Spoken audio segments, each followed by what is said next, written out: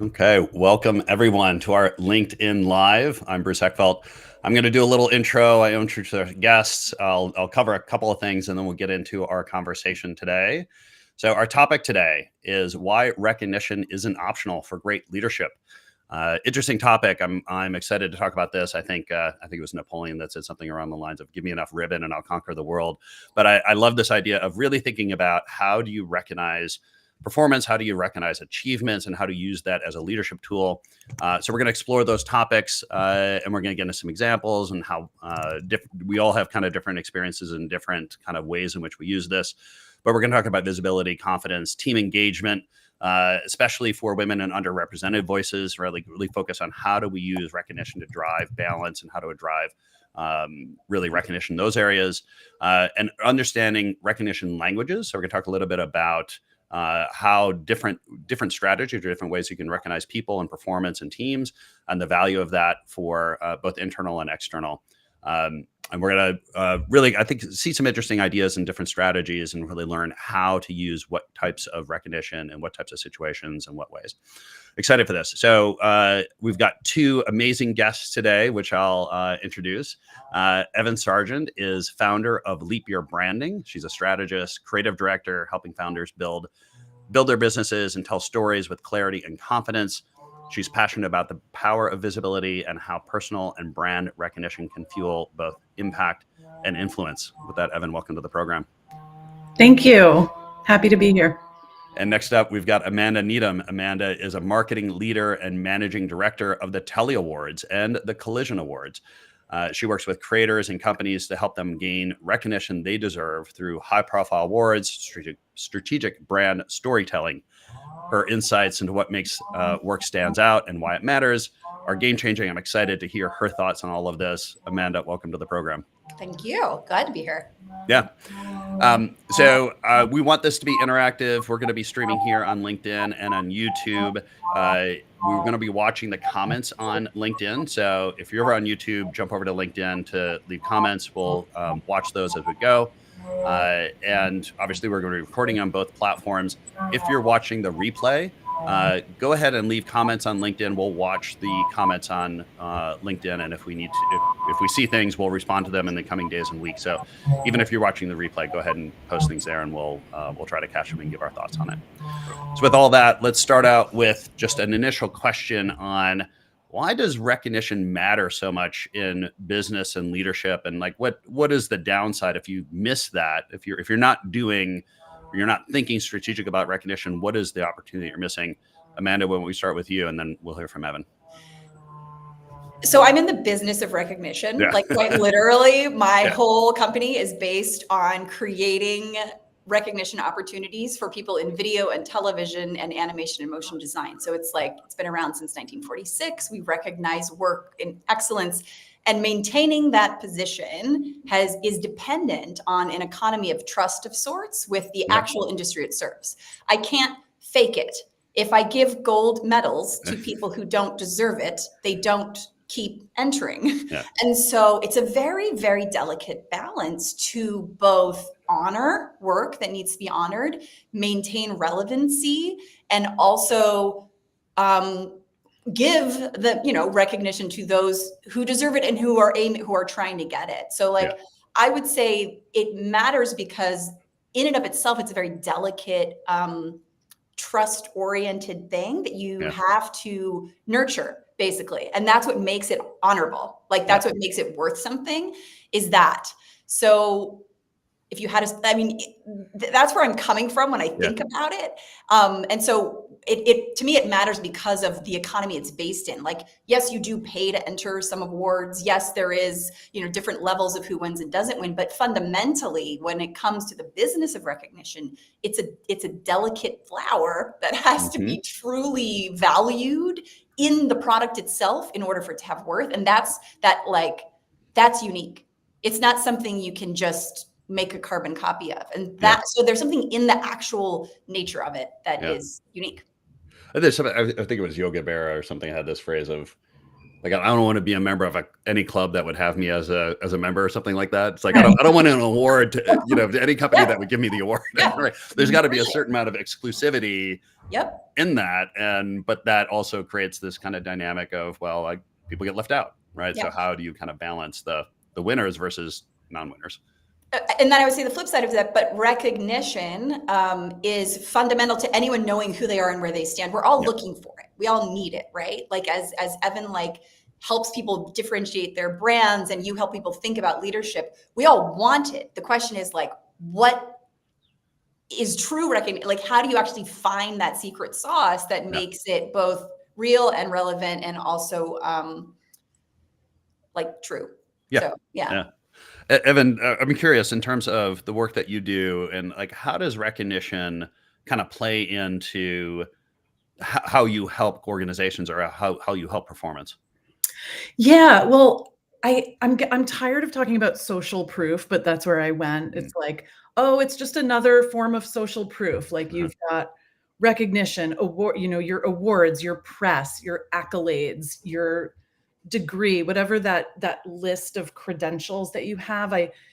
My tendency is to lump recognition in there, but that's why I'm really excited to have this conversation. And I think it's so interesting, going back to your question before, Bruce, innate in your question was, if you don't go after recognition, what's the downside? And I think that's really key. I think we grow up, when we're kids, we think that recognition it's just going to come to you. And a lot of people grow up and become business owners and still think that way. And I think it's really, really important. And I do talk to my clients about this a lot. Everything I mentioned in that bucket of social proof, it's just not getting handed out without you going and seeking it out and getting it and being very, very strategic about getting it. But it was also so great to hear from you, Amanda, about how to remember that it's real. So it's this funny balance of, yes, you need to really strategically seek it out and get these badges, but then also be really proud of them at the same time, because not everybody gets them. Not everybody who tries, succeeds. And so I think, that's how I come at it from, personal branding and business branding. Yeah. See, I deal mostly with it internally, like when we're dealing with, organizational performance and we're looking at, leadership and how do we recognize leadership. And there's always this balance for me between kind of internal versus external motivation, intrinsic, external motivation kind of, because I don't want to be too focused on people trying to win these external awards and then they're only motivated if there's something in it for them, right? Like there's something on an external thing. Like I want people fundamentally to do things because they want to do it and they value themselves and accomplishing things feels good internally, not just because they're getting this award or, we can get into this too, which is they're getting more money or they're getting some kind of some tangible benefit kind of thing. But the fact is it does matter, right? It is a tool that we use in performance management and motivation to say, okay, there's going to be rewards. Yes, if you accomplish certain things, you achieve certain metrics, you complete certain projects, yes, you might get more money, but you also might get opportunities for advancement. You might get opportunities for more autonomy, right? There's different kind of ways that you can do this, but having some kind of system that clarifies for people, okay, if you achieve these things, you get this benefit, can be really helpful in organizational performance. I'd be curious to talk about kind of that internal, external, intrinsic, extrinsic motivation kind of thing.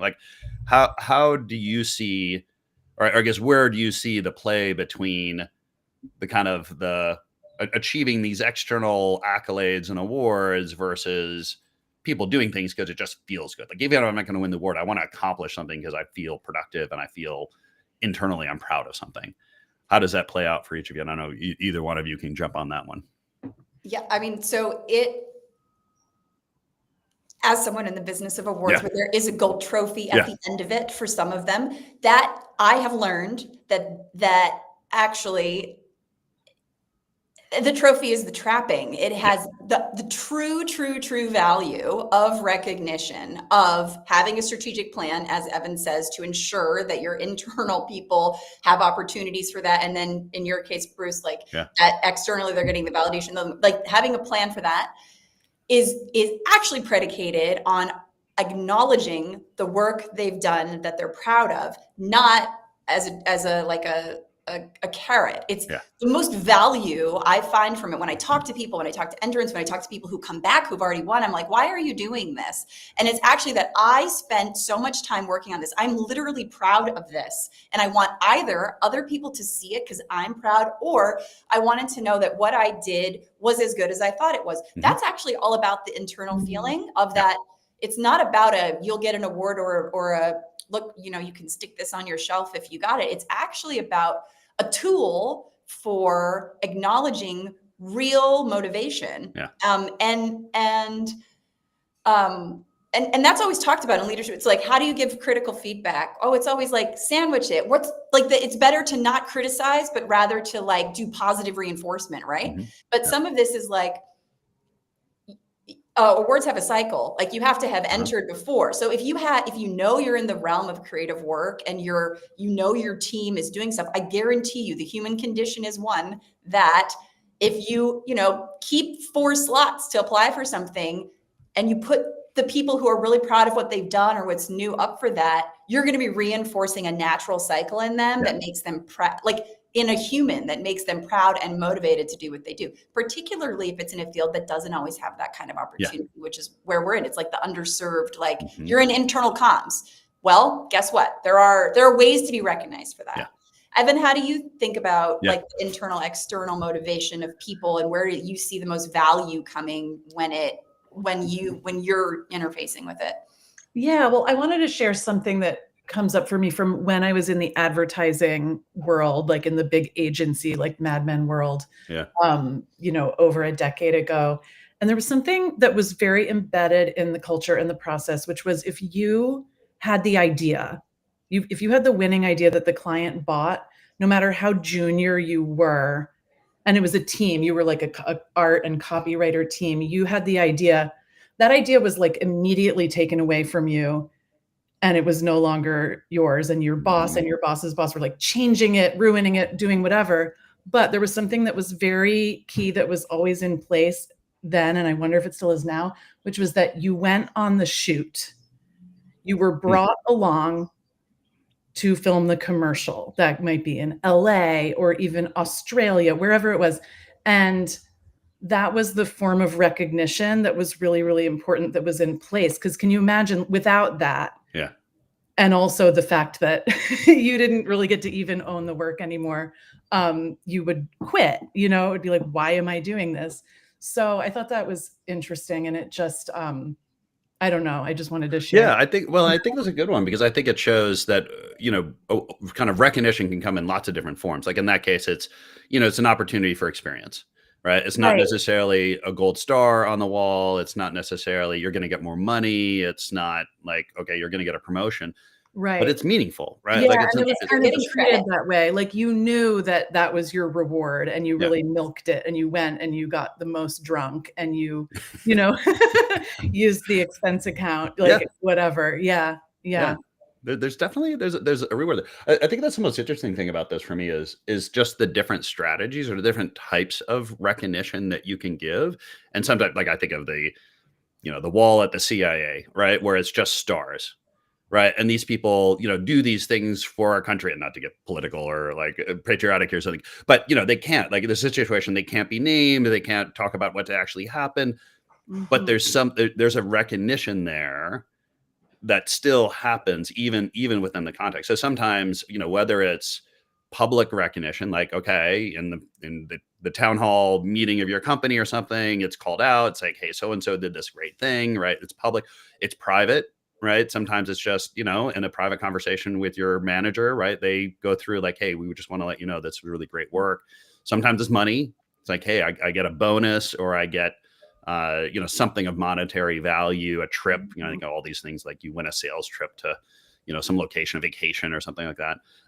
But I like these other ones that I like the Dan Pink model of autonomy, mastery, purpose, right? Like it's thinking about, well, if you do well, you have more control, right? You get to decide like how things get done or when things get done. Do you work at home? Do you work in the office? Like you can set your own hours or you can decide those things.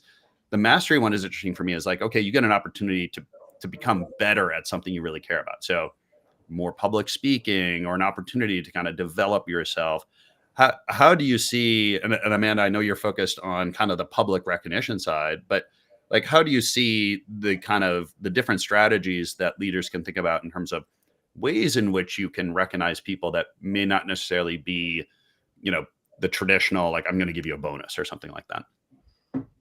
Evan, what do you think? Yeah, I mean, I think again to that sort of advertising example, but I think it can be done by just having a great culture. So when I think about my business and, going into this conversation, I'm thinking, oh, I hope he doesn't ask me like, how do you recognize your people? Because I think that's a growth area for me. I think I'm so busy and the time flies by and I'm like, oh, like, did I even like did I give them a birthday present? I try to give people like a birthday present, but maybe the next year I forget. Like, I'm not great at that, but I have a great culture and I know that people like working with me. So I think that I give recognition probably frequently. Okay, I'm gonna go deeper on this because the star thing and the like public versus private. That's actually a very good example of where recognition is actually its most powerful, where it's both meaningful because it's like slightly private and you're happy, and then it's also some level of public accolade. Evan, you are in the business of recognition as well. I don't even know if this is still what you fully do, but I have been branded by Evan in the past. I've worked in companies where she did the branding. And the thing that your company does is it sees you. And like, you don't know you need to be seen until you are seen. And in one day of talking to Evan and like telling her random thoughts and color palettes, suddenly the next day, my business is standing in front of me, looking at me. And the power of that is a very private thing, but it's like, you don't know what you need until you've been given it from someone else. And I think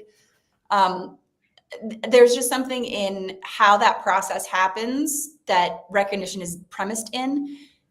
And it's both internal and external. I was seen, but that means I am seen externally as who I want to be seen as. And that's where like having the trophy does help because it helps other people understand who you are, but it's really about the feeling you get when you get the trophy. It's like, it is really this dance between the internal and external. And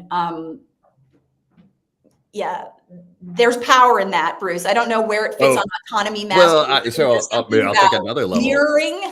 Mirroring for people that actually is recognition. We're like fundamentally social beings. Well, and I think that is a fundamental, right? I think it's like all this recognition fundamentally is acknowledging the person. I do a lot of men's work, and one of the classic kind of activities we'll do is you do eye gazing, right? Like, so you'll take like 5 minutes and stare into another man's eyes, and it is powerful, right? Because I think it is about this idea of being seen, right? And whether it's like literally being seen or being recognized, like being able to give someone the opportunity to acknowledge kind of who they are and what they've done and their uniqueness and all that kind of stuff is a core psychological need we have as people. So if you can find different, and obviously context is paramount here in terms of figuring out, well, what's the appropriate way to do this? I wouldn't necessarily do eye gazing in a company meeting necessarily, but something like that. It's like, how do we see people and how do we acknowledge them and the work that they do and who they are and how they're different is a really kind of interesting and powerful way to kind of think about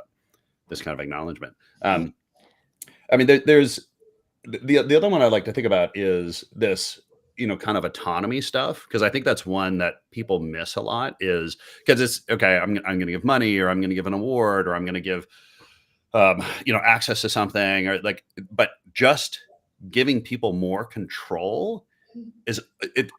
The reason I like it is it's double benefit. Like if I'm working with somebody and they've done something really, really well, and I can say, you crush this. This is great. Like, you figure out this project next time, right? Like, we don't have to have these meetings. You figure it out. You can do it in the morning, in the evening. You want to, like, I don't care where you do it. You can go to the coffee shop and do it. The other thing too is that it's actually easier for me, right? Now I'm actually freed from, work when I can effectively make someone more autonomous. I'm also delegating, right? Like I'm making like, it's now less work for me. And that is one I think people miss a lot. And I think they don't realize how powerful it can be for somebody. And some of this is type, like you kind of need to understand the individual and what's really going to drive them. But if you have someone that likes autonomy and they do well and you give them autonomy, there's a lot of benefit for you as a leader too. That's what I really wanted in the advertising job. I would have rather like, give me control and don't give me the dinners. Yeah. Absolutely. It's how you recognize that, right? So, like, as a leader who has different areas that they have to oversee, being able to know that about the people that work for you and what they want and how they want to be seen is a whole rubric of figuring it out. Yeah. I mean, I don't have that answered because I have my ways of receiving recognition. What I can say is, generally speaking, you know, there's a standard that we have, at least like a baseline for how you sort of determine, well, I mean, at least in the award world, like recognition, you know, it's like part of it's about them, part of it's about the benefit to their career. I mean, this is why you win an award. It is, it recognizes the person, it helps get recognition for the company, it helps situate you in a competitive pool. Like, there are different parts of where the value comes from. And I would imagine people fit into similar values. They're either motivated by the personal, by the recognition, by the external, by the group of peers that they're in. And that's where I think you would determine as a leader what one works, whether it's that they want autonomy or they want group stuff. I don't know, get too much TMI on this thing, but if you ever done like the 5 love languages and relationships and things like that, but like it's super helpful because the classic is, you know, you love somebody in the way that you want to be loved, not the way that they want to be loved, right? So you're like, you're tossing crossing the line. And I always laugh because like the worst thing for me is actually gifts. Like, gifts are really uncomfortable for me. Like I hate getting them. It's usually if I want something, I've already got it for myself, right? And so like I always tell partners, like, just don't buy me anything. Like whatever, like take, you know, an experience, like take me to dinner, get a show, like if you want to do things like that. But like, okay, Bruce, I have something for you. I have a partner who is similar. However, the question becomes, all right, so with all of your nuanced individual selves and where you like to receive recognition and where you don't, gift giving is an interesting one to be against because as a society, we have markers and modes of recognizing people, and they happen kind of consistently throughout the year, you know, Christmas, birthdays, or whatever, and they're premised on gifts. And there's sort of this like, so that's where you run up against like the societal definition of recognition and your personal needs within that system. And all I will say to you is, if you don't want a gift, what do you do instead to mark the year or the seasons or the, I'm being so serious with you because I know, I'll tell you my solution. Humans, over time, we have evolved to need markers.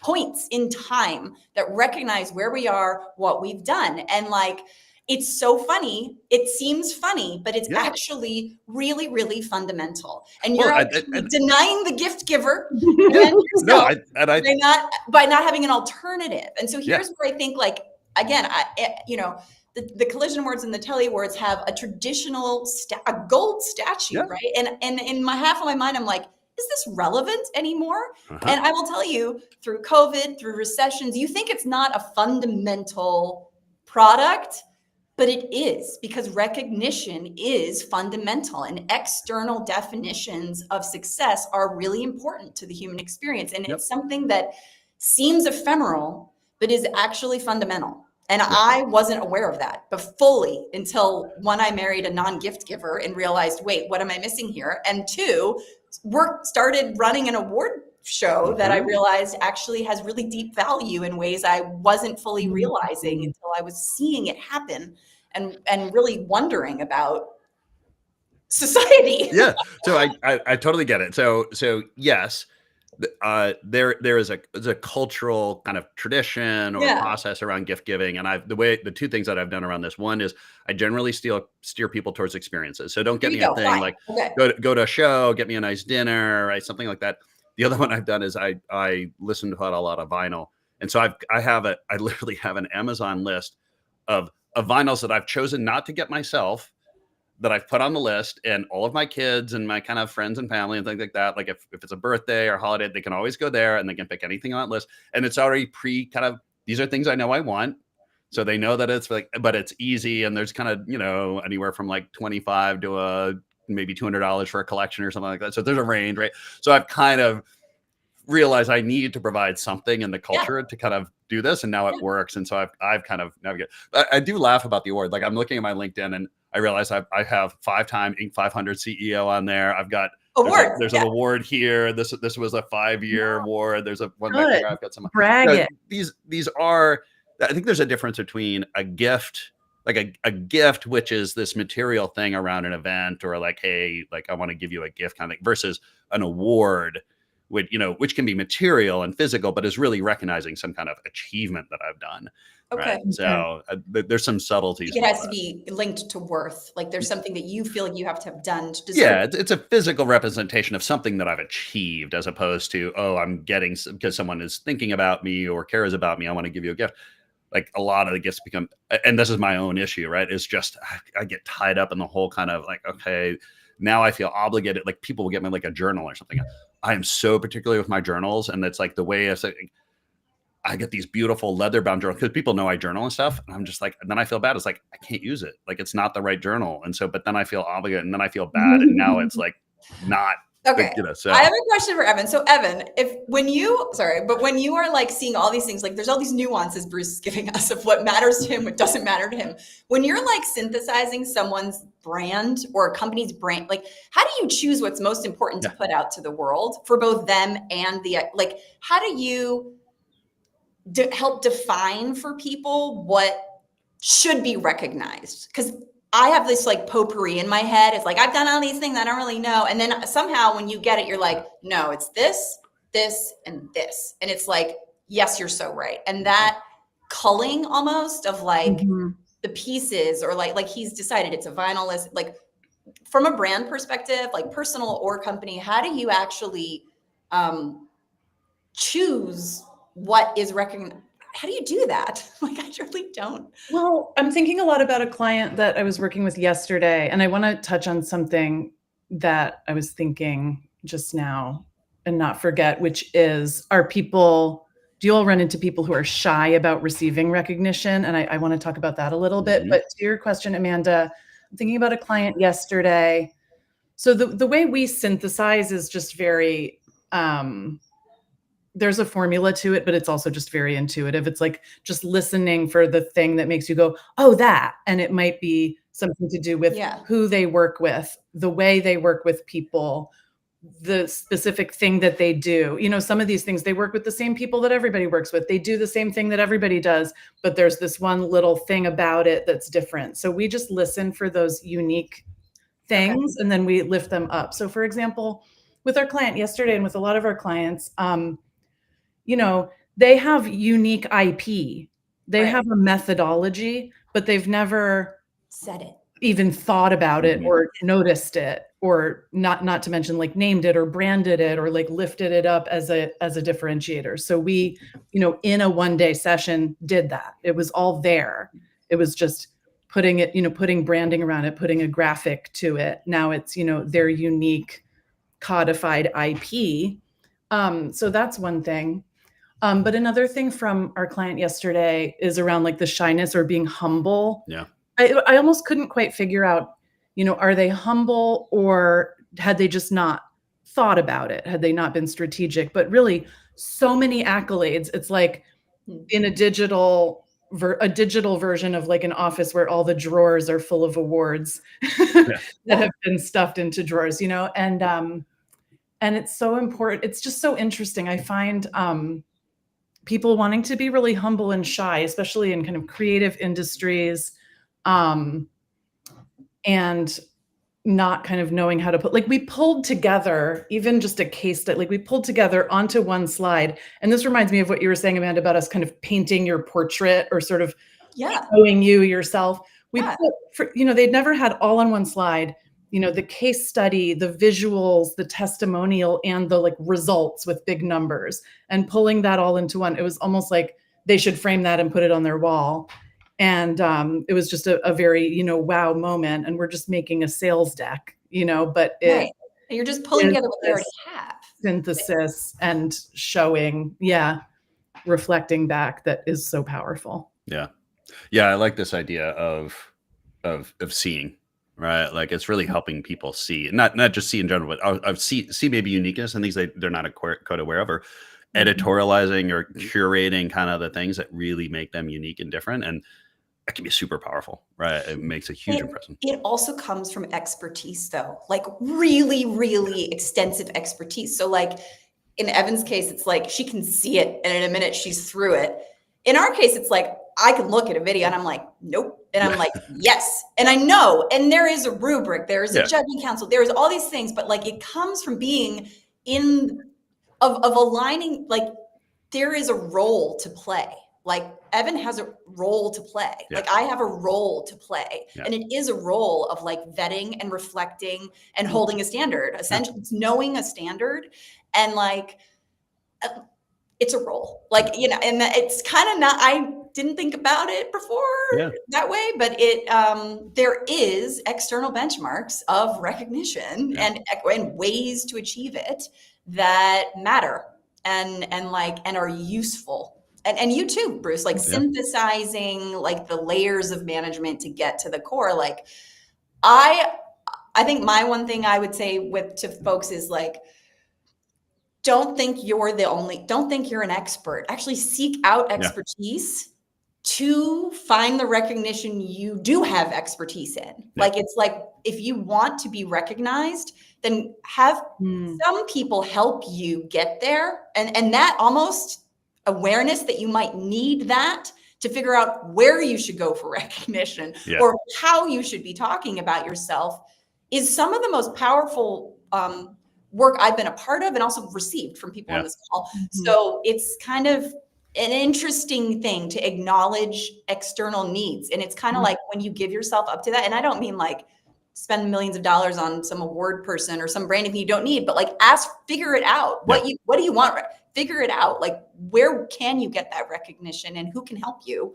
And then trust it, because sometimes that's what's necessary to get to another level. We're gonna hit time here. I want to make sure people have contact information. Amanda, if people want to get a hold of you, get more information, what's the best way to get that? Yes, Collision Awards are open until May 30th. That's the Animation and Motion Graphic Award. The Telly Awards are closed. Their winners are on May 20th. My email is amanda@tellyawards.com or amanda@collisionawards.com. They both work. They're both me. Perfect. Excellent. And Evan, what's the best way to get a hold of you? Yeah, find me on LinkedIn, Evan Sargent, and leapyearbranding.com. Great. And if anyone wants to get a hold of me, obviously LinkedIn, bruce@eckfeldt.com is my email and eckfeldt.com is my URL. Amanda, Evan, thank you so much for taking the time today. It's been an absolute pleasure. Thank you. Thanks so much. This was really fun. Bye. Thanks, everyone.